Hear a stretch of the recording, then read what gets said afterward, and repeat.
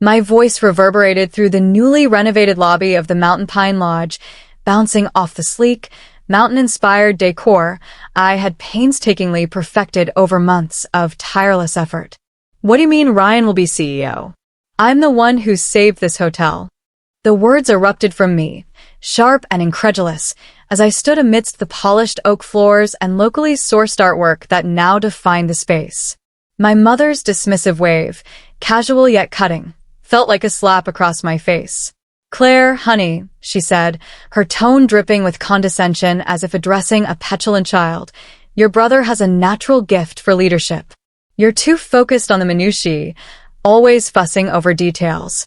Before I could respond, Ryan sauntered into the lobby, hands buried in his pockets, his smug smile as infuriating as it had been when we were kids. "Hey, sis," he drawled, his voice laced with mock sympathy. "Don't take it personally. Someone's got to handle the day-to-day grind while I steer the ship toward the bigger picture." His nonchalance ignited a fire in my chest, but I bit my tongue, acutely aware of the staff's eyes on us, especially Sarah, our head housekeeper of 20 years, who knew the truth about who had revived this place. "My name is Claire Anderson, and at 52, I never imagined I'd be fighting for recognition within my own family's business.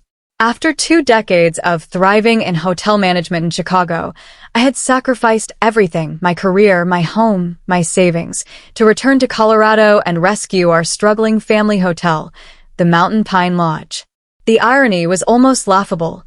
I was the only one with actual hospitality expertise, while my younger brother, Ryan, had flitted from one job to another, never holding a position for more than a year. Yet here I was, watching him waltz in to claim the rewards of my labor. 8 months ago, my father's tearful phone call had shattered my world. "Claire, we're weeks away from bankruptcy," he'd said, his voice trembling. Without hesitation, I sold my Chicago condo, cashed out my savings, and returned to my hometown to save the family legacy. The Mountain Pine Lodge was a relic, trapped in a time warp of faded decor, outdated systems, and scathing online reviews that made my skin crawl. Stuck in the 80s, one guest had written. "Not worth the price," another complained. I poured every ounce of my energy into transforming the place, working late into the night, hunched over spreadsheets, negotiating with suppliers, and retraining staff. I leveraged my industry connections to secure features in top travel magazines, reimagining everything from the reservation system to the lobby's ambience. The results were nothing short of miraculous. The Mountain Pine Lodge, once a 2-star nightmare, became the talk of the town. Bookings doubled, profits soared, and guests raved about the locally inspired artwork, the plush new furnishings, and the upgraded amenities I had meticulously curated. Every detail, from the handcrafted pine-scented candles to the revamped breakfast menu, was designed to create an unforgettable experience. But now, standing in the lobby, watching Ryan's self-satisfied grin as our parents handed him the title of CEO, I realized none of it mattered to them. The final blow came at the staff meeting scheduled for that evening, where I was supposed to present our record-breaking quarterly results. Instead, my parents planned to announce Ryan's promotion, as if his occasional visits and half-baked ideas were the driving force behind our success. The staff, loyal employees like Sarah, who had witnessed my relentless dedication, knew the truth. Their sympathetic glances burned into me as I stood there, forced to endure this charade, pretending it was fair or normal. To understand how we arrived at this moment, let me take you back. The Mountain Pine Lodge had been in our family since my grandparents built it in 1971. As a child, I grew up in its halls, learning the business from the ground up. While other kids played make-believe, I helped Mom with check-ins and watched Dad fix leaky pipes. The hotel was my second home, a place of warmth and purpose. Ryan, 3 years my junior, was different. He showed no interest in the family business, preferring to chase fleeting passions. While I studied hospitality management in college, he bounced between majors, architecture, then business, before dropping out to find himself. My parents never seemed concerned. "He's creative," they'd say, excusing his aimlessness. "He just needs time." Meanwhile, I built a formidable career in Chicago, rising from front desk manager to regional director for a major hotel chain. Every milestone, every promotion, every award was met with tepid congratulations from my family. "That's nice, dear," they'd say, quickly pivoting to, "When are you coming home? When are you getting married?" Nothing I achieved was ever enough. When Dad called about the hotel's financial woes, I didn't hesitate. I knew exactly what needed to be done. The lodge was bleeding money, crippled by outdated systems, inefficient processes, and a non-existent marketing strategy. The online reviews were brutal. "Needs a complete overhaul." A relic of the past. It broke my heart to see my family's legacy crumbling. I took a leave of absence from my Chicago job, which soon became a resignation, and dove headfirst into the rescue mission.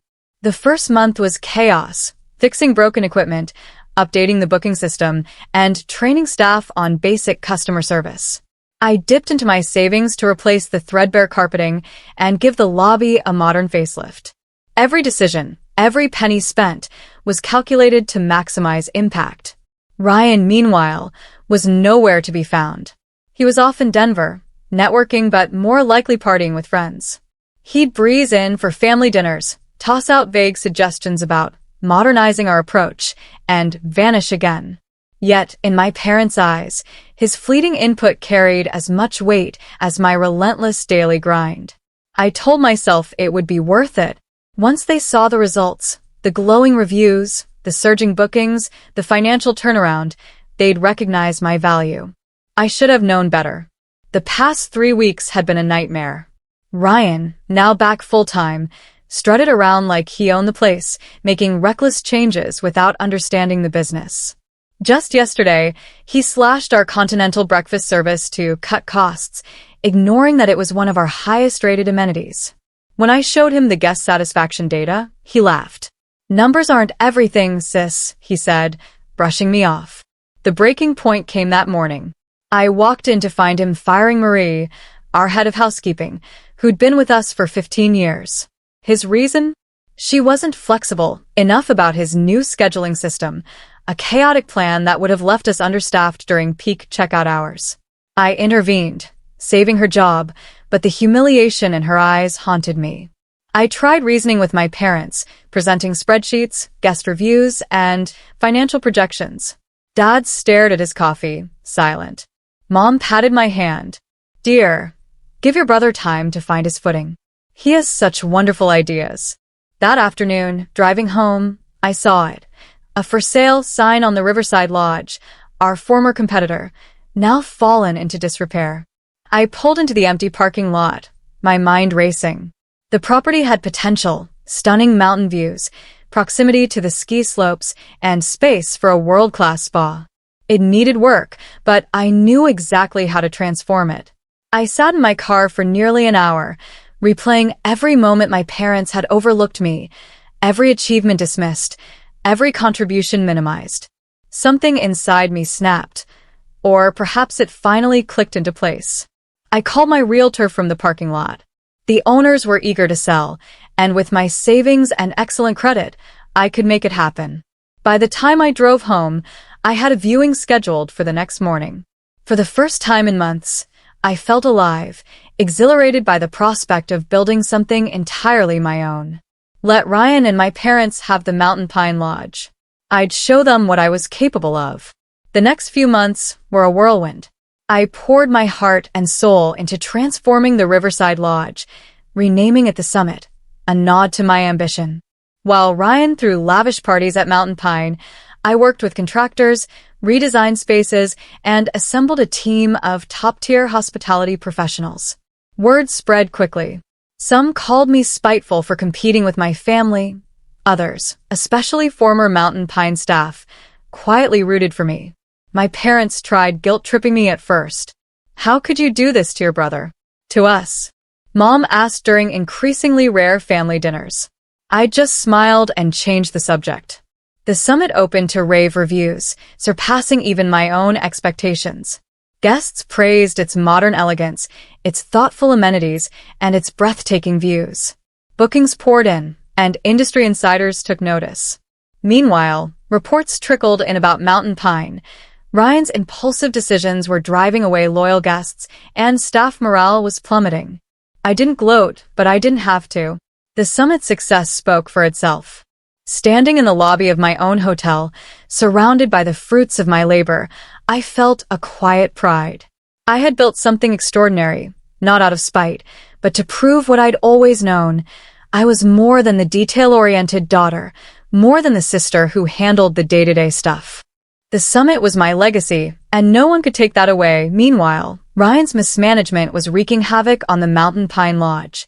Guest reviews began to plummet, filled with complaints about inconsistent service, neglected maintenance, and even lapses in cleanliness, a stark contrast to the pristine standards I had established. Within the first month of his leadership, 3 veteran staff members, each with over a decade of loyalty to the hotel, resigned in frustration. Whispers reached me through the local grapevine. The lodge was slashing rates just to keep rooms occupied, a desperate move to mask the chaos unfolding under Ryan's watch.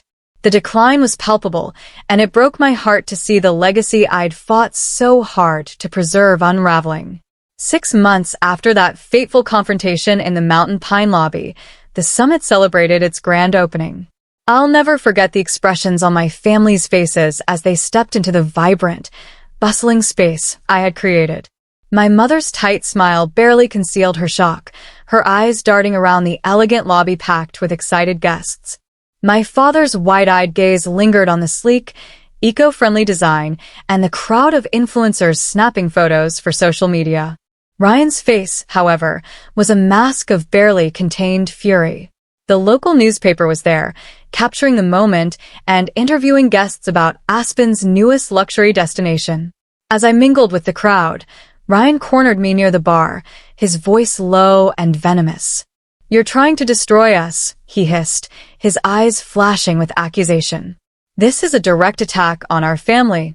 I met his gaze, my voice steady and calm.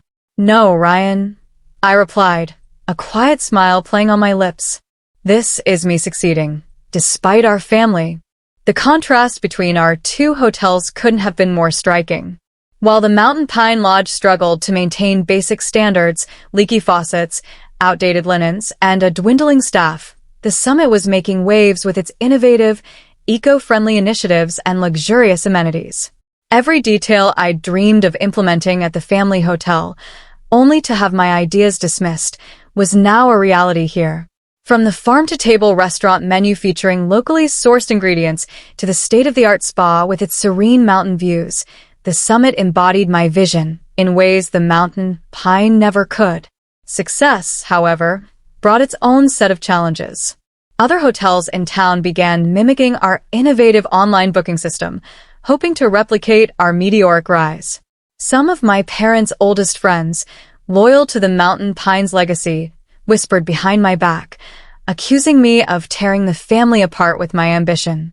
Even a few loyal guests from my days at the Mountain Pine Lodge confided their guilt about choosing sides by staying at the summit. The real trials came as the summit's momentum grew.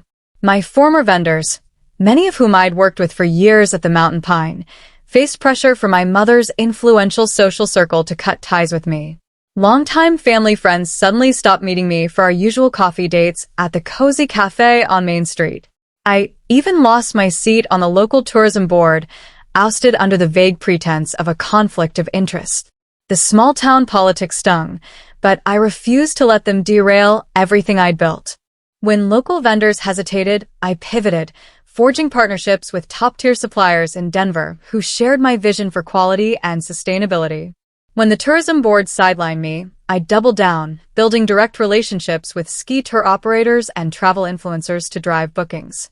Every obstacle only fueled my determination, pushing me to innovate and adapt with a tenacity I hadn't known I possessed. Then came the biggest test of all. One crisp morning, my parents appeared at my office in the summit, their faces etched with worry. The bank was threatening to call in the Mountain Pines loans, they explained, their voices heavy with desperation. Ryan's mismanagement had finally caught up, pushing the hotel to the brink of collapse. They weren't asking me to take the helm as CEO. No, that role was still reserved for their golden child. Instead, they wanted me to help Ryan learn the ropes, to step in and clean up his mess. "We're family, Claire," my mother pleaded, her eyes brimming with tears. "You can't just let the hotel fail." I looked at them, seated across from my sleek, modern desk in the office I designed myself, and felt an unexpected calm wash over me. "I offered to help 8 months ago," I said, my voice firm but measured. "You chose Ryan. Now you have to live with that choice." My father tried a different tack, his voice soft and heavy with emotion. "Think about your grandfather's legacy," he said, his eyes searching mine. "This hotel has been in our family for generations." I tried to preserve that legacy. I shot back, my tone sharper than I intended. "You're the ones who handed it to someone who treats it like his personal playground." The rumors around town grew nastier after that. I was branded the ungrateful daughter, the bitter sister, the woman who'd turned her back on her own family out of spite. Some days, those whispers cut deeper than I cared to admit, stirring old wounds and doubts.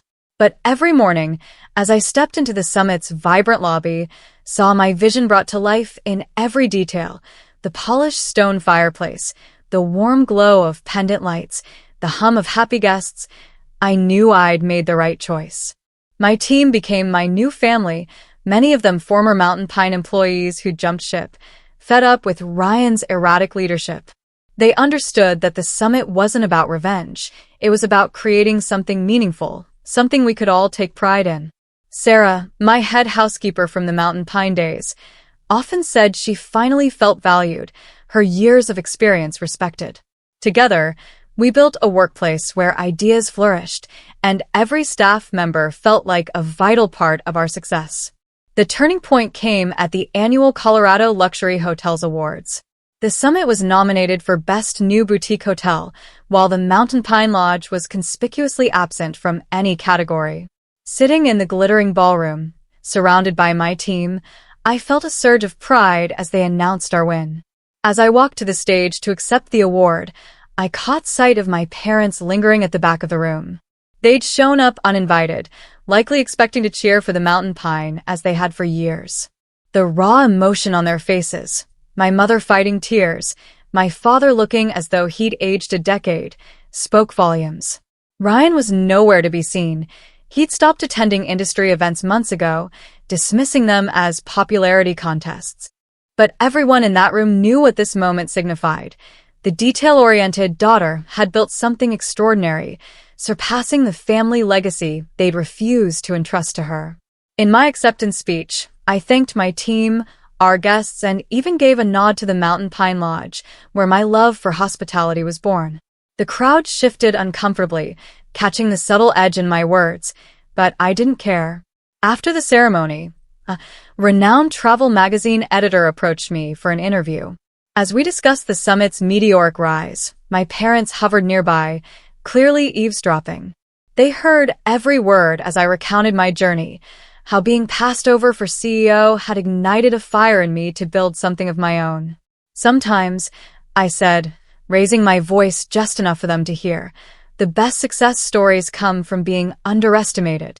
That evening, the editor revealed that the summit would be named Best Boutique Hotel in the Rockies in their upcoming issue.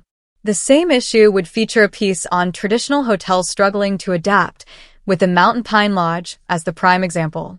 When the article was published, it sent shockwaves through our small town.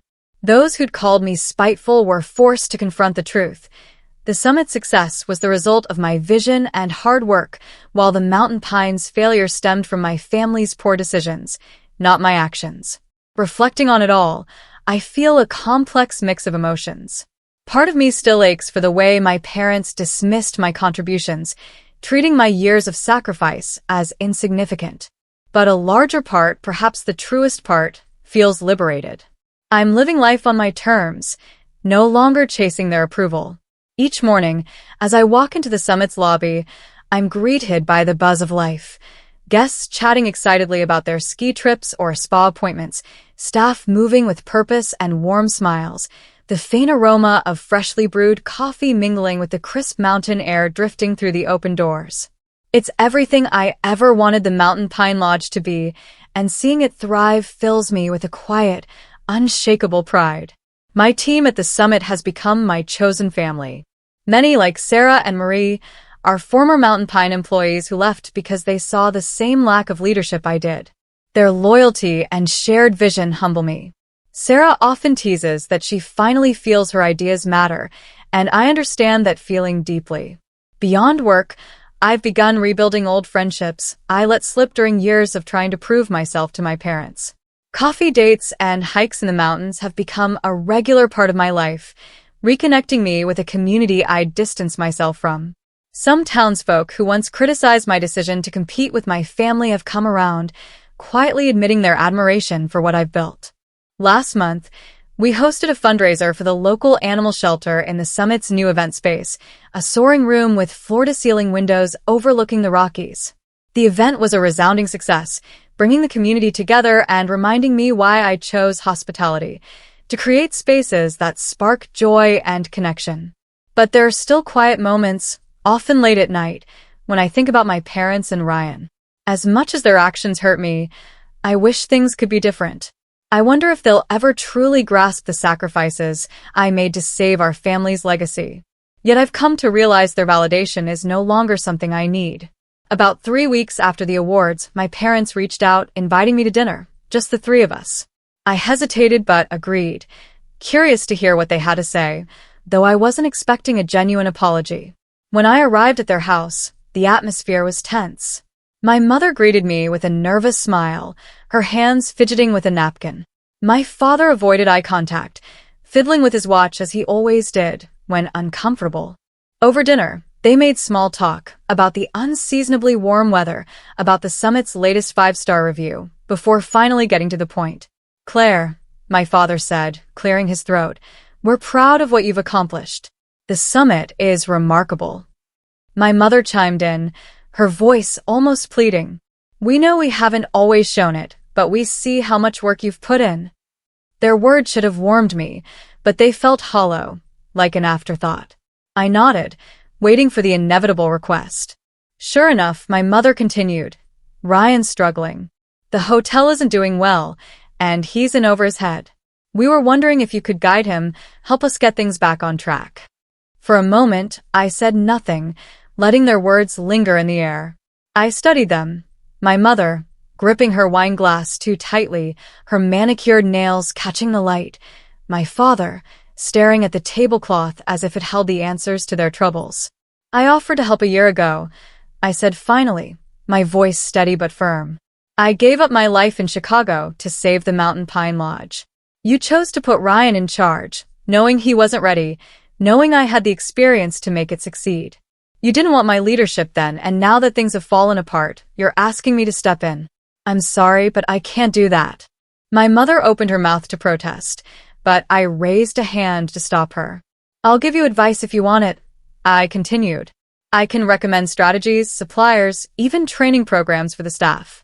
But I'm not coming back to fix what Ryan has broken. That's not my responsibility anymore." My father muttered something about understanding, but the disappointment in his eyes was unmistakable.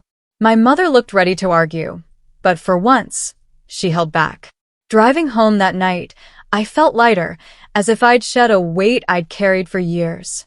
Setting those boundaries was difficult but necessary. I was done bending over backward to please them or cleaning up Ryan's messes. In the weeks that followed, I noticed a shift in myself. Saying no to my parents gave me the confidence to set boundaries elsewhere.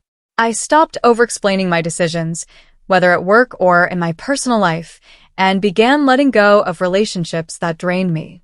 I focused on the ones that brought joy and support, like my coffee dates with old friends or mentoring my team at the summit. The hotel continued to break records, with occupancy rates soaring above the regional average.